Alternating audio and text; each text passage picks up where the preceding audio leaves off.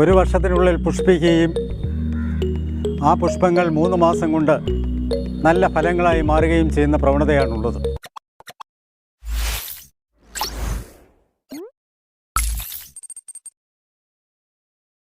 അത്രയൊന്നും പ്രചാരത്തിലെത്തിയിട്ടില്ലാത്ത ആകാശവെള്ളരി എന്ന ഫലത്തെക്കുറിച്ചാണ് ഇന്ന് നമ്മൾ പ്രതിപാദിക്കുന്നത്.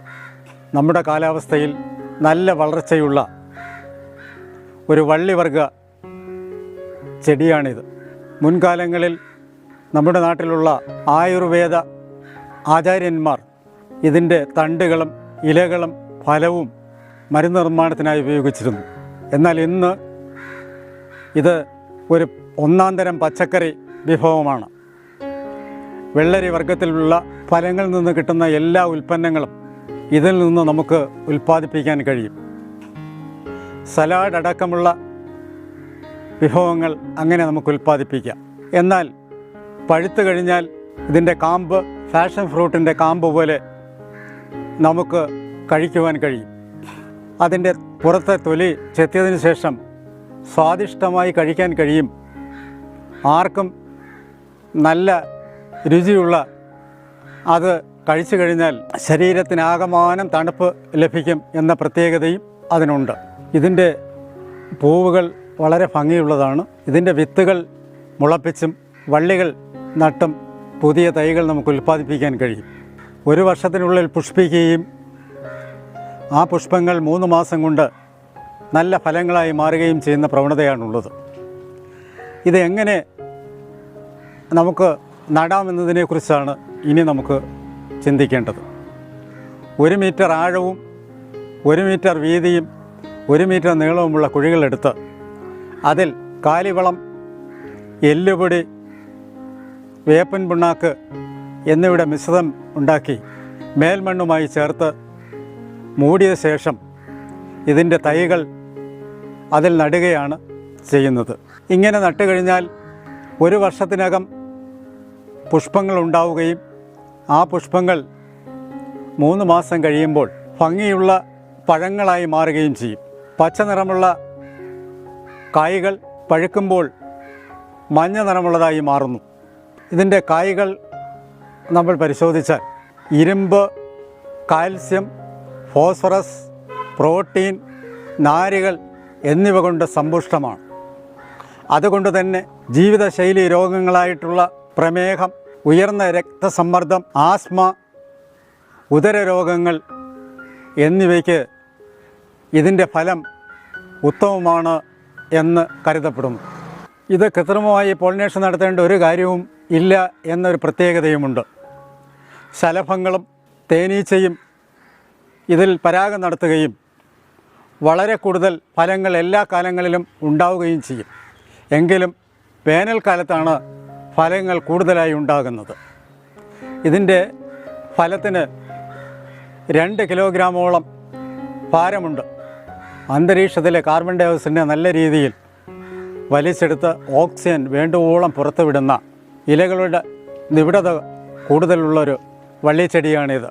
ഭാരതീയ പാരമ്പര്യ കൃഷി സമ്പ്രദായത്തിൽ ജൈവ വളങ്ങളും ജൈവ കീടനാശിനിയും മാത്രം ഉപയോഗിച്ചുകൊണ്ട്, അതായത് രാസവളങ്ങളോ രാസകീടനാശിനികളോ ഒന്നും ഉപയോഗിക്കാതെ വേണ്ടതിലധികം ഫലങ്ങൾ ഉൽപ്പാദിപ്പിക്കുവാൻ കഴിയുന്ന നമ്മുടെ നാട്ടിൻ്റെ പഴയ കാലാവസ്ഥയിലേക്ക്, പഴയ രീതിയിലുള്ള കൃഷി സമ്പ്രദായത്തിലേക്ക് കൊണ്ടുപോകാൻ കഴിയുന്ന ഒരു ഫലം കൂടിയാണ് ഇത്.